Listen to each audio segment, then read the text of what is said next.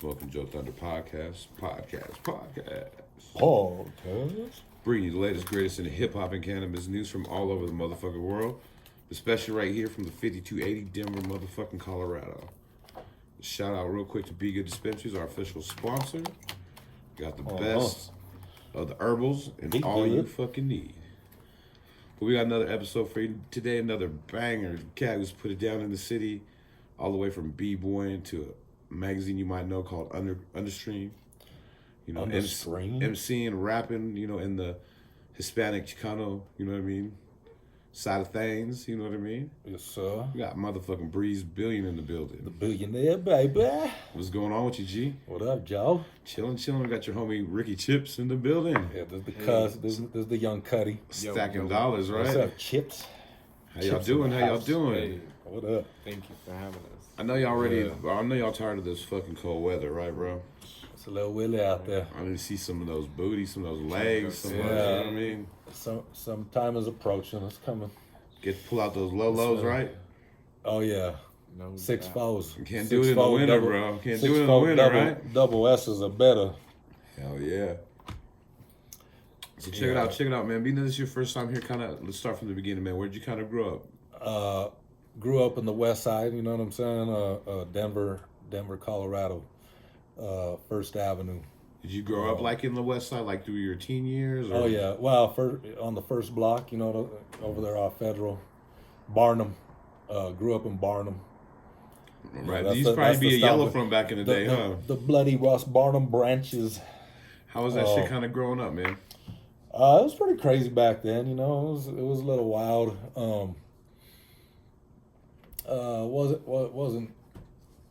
Wasn't too crazy, but you know, we grew up fighting and doing all the regular stuff. You know, we were doing graffiti by I think 12 or 13. You know, that was probably when we started. You guys are hitting feds up, huh? Oh yeah, we got feds. Do you remember your first name you were writing? Here and there. What's that? You remember your first name you were writing? Well, my first one ever like that I ever like put out. Pretty much the first one you ever hit up on feds. Okay. I won't take it that far back then. Now Breez was the first one. Okay. But you know, I got the underground moniker. You know that one, right? I don't. Come on, Joe. You know. You got to put me on game shit. Later on, I gotta leave that one. Yeah, we'll figure it out later on. Leave that one. That's for that's on the Understream. Now Okay. Omac, you know. Okay. Omac 1. That's what I put out there, you know, because I was like, if I'm Breez and I'm rapper and all this, you know. And you're trying to do everything. Like you touched everything. You did the b-boying. You did graffiti, did a little bit of graffiti. You know what I mean? Did it all except DJing. I can't say I ever DJ'd. You ever make beats? I had a pair of 1200s though. I did have a pair of 1200s at one time. So I was really trying to start, but I never got the whole setup, and I never DJ'd, and you know, you got a couple of pieces, but never got the complete. Yeah, and ended up slanging my whole set. Wish I never did, but it was a nice set of 1200s. I had the big old concert speakers and shit. You know what I mean? Hell you know, yeah. Times get hard for a hustler sometimes. What was some of the first music you were bumping? I would say the first tape I bought was LL Cool J. It was On Bad, and that was you know, that was a shit to me when I was, you know, 8 years old or whatever. For sure. Late 80s, you know what I'm saying? It was like I was telling you a minute ago, that's like probably, in my opinion, one of the best rap songs ever. Like might be number 1 or number 2. I'm Bad. Like what can you honestly name that is tighter than that shit for real? Think about it. He went in. I mean, he went in. For that being an old school song, you can still put it on right now and bang that shit like it's hard. Yeah, that is a timeless song. Yeah. No, LL's hard, and that's definitely a pioneer. I mean, you've seen it on the Grammys, all that shit. You know, he gets his flowers. I seen that for McNichols Arena with NWA and Eazy-E. Oh, for real? Shit. I'm that old. That would have been a good one. You know what I'm saying? I didn't get to go to that one. Do you remember that shit or not? Oh well, no, I think I do remember hearing about that concert, I've only heard a but couple. I was too young. I've only heard a couple fools that have been there. Like Mom wouldn't let Chones me has go been that to night. that shit. Yeah. My mom didn't know shit. You know what I mean? And then my homie's brother went to that shit. My homie Zach's brother and Chones said he was at that shit. But I don't know too many people that were really at that NWA concert.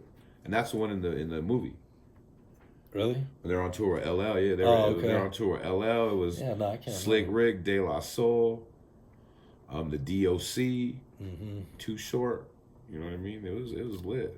You ever been to any sick ass concerts? Yeah, and actually, I just found this in the archive, and This is a hard one right here. So Pun, I'm gonna zoom in on the Pun.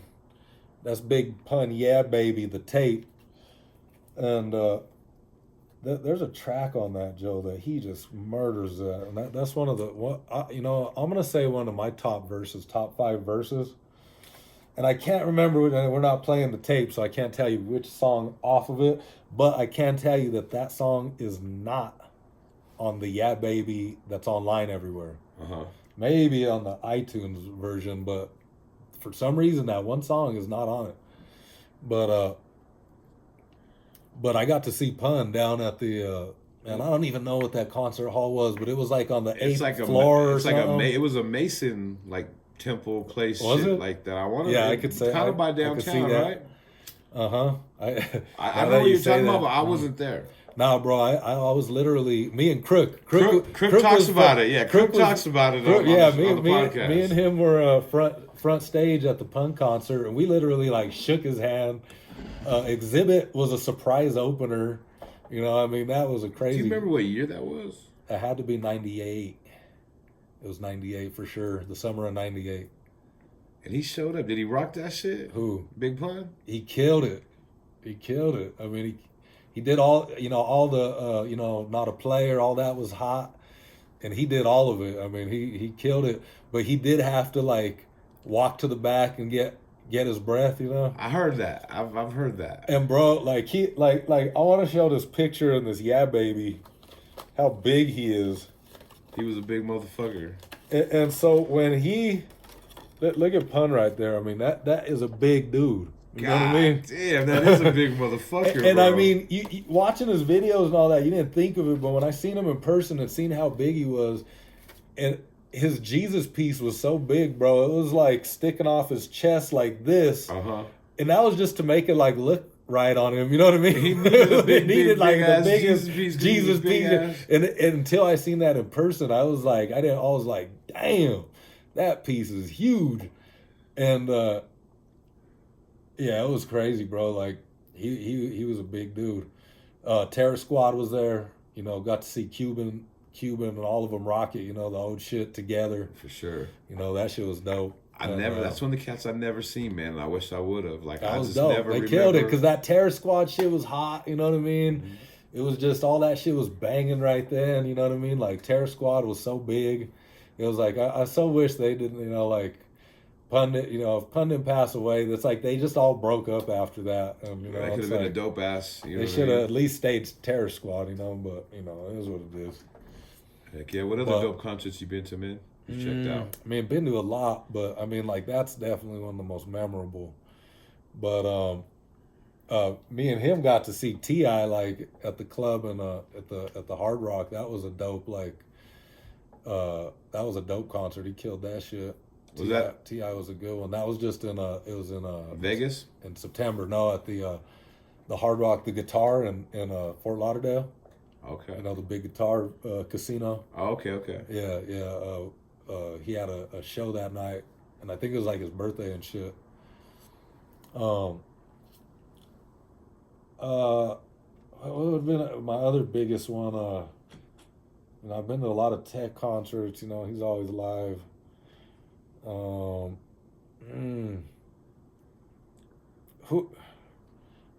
mean, I've seen pretty much almost everybody.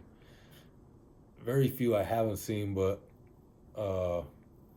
there's another big one that I went to. I'm gonna have to think of that and remember in a minute. Hell yeah. I was gonna ask you, how did the whole magazine idea kind of start? So that had to be like 97, 98.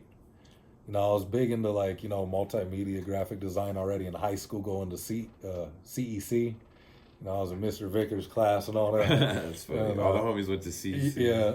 So, you know, it kind of started there. And I actually made my logo there, like for 303 Publications, which is still the label. You know, that's still the label behind my everything. You know, music, the magazine, still all that. And so, you know, as that, we were doing graffiti in high school and getting the graffiti mags. Right. And What were some of the I was graffiti like, mags these are back just, then? I was like, these are just pictures of graffiti. I could put pictures of graffiti on, you know what I'm saying? And so, What were some of those mags? So it was definitely like Mass Appeal. What was the other big one that I don't even think I got? What was it? Something about not Sleepless, but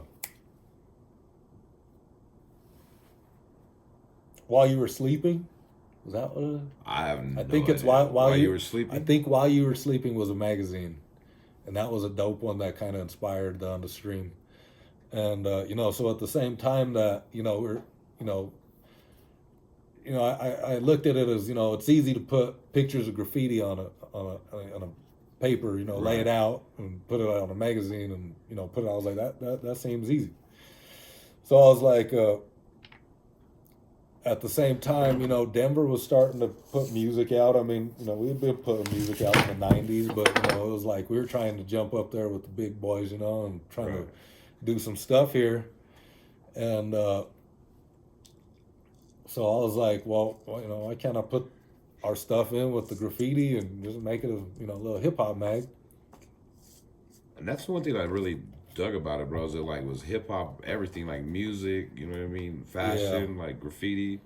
Yeah, I mean, you know, like, well, so back then, I mean, before like the rap and all that, you know, Noid went to this like graffiti conference in LA, and you know, it just like sounded like so low key and underground, and came back with all these pictures of all, and they're all in the first issue of the Understream. Right. And I was just like amazed, like this underground world of, you know, shit happening that was just like so dope. I was like, oh, you know, I got to start documenting this shit.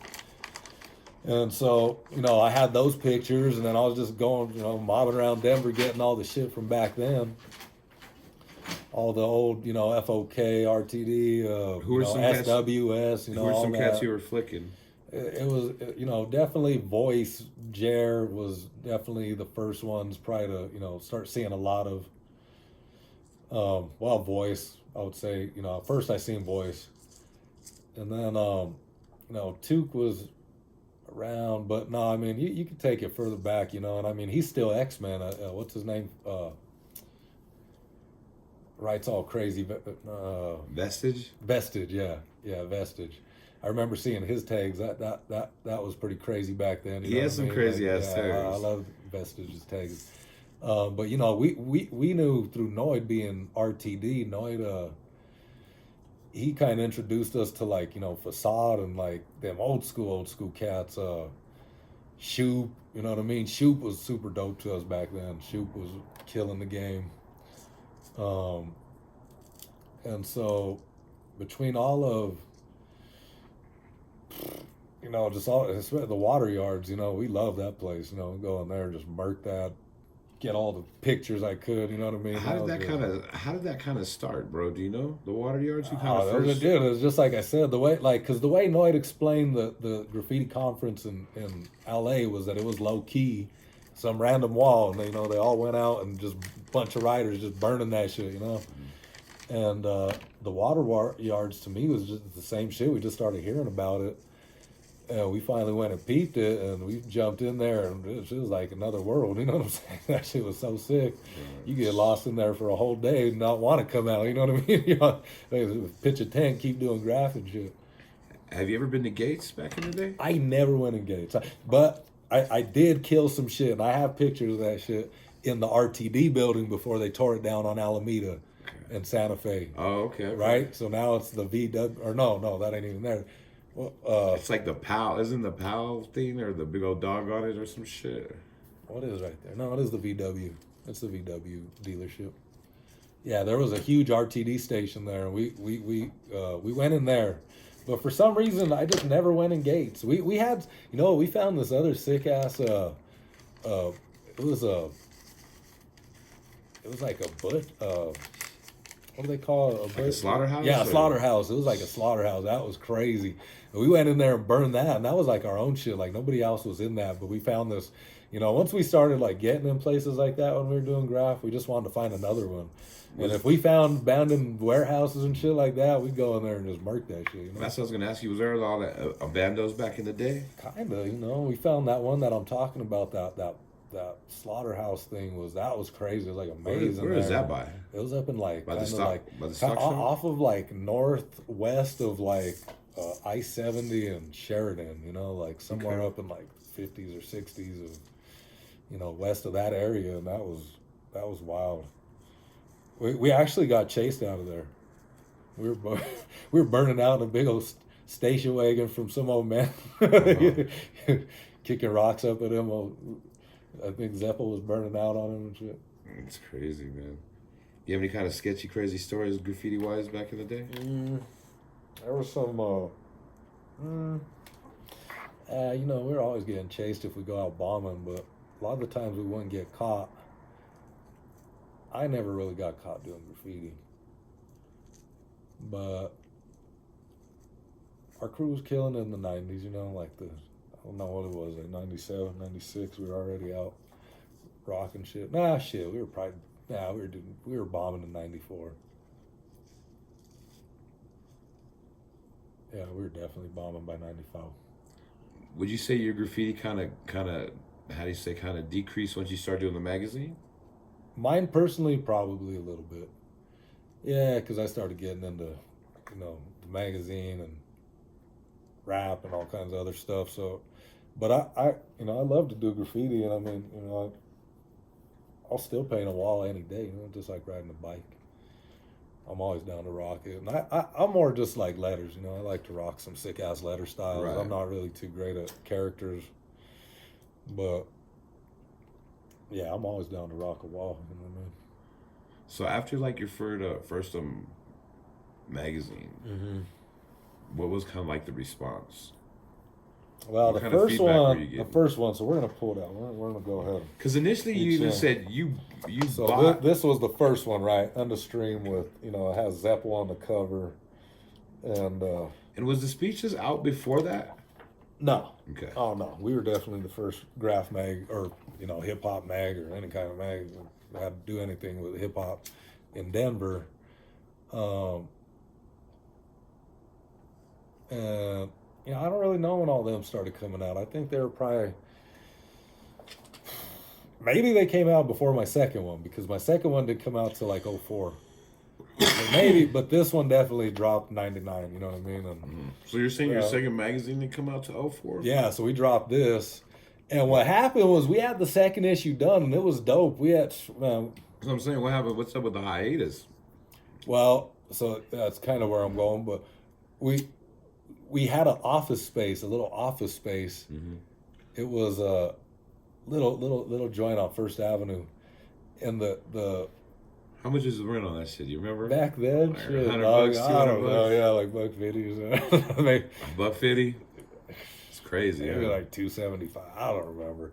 It was a little like one little thing, but it was cool. We had a little spot there, and bro, like it was like hella hot in the summer, and we left the AC on.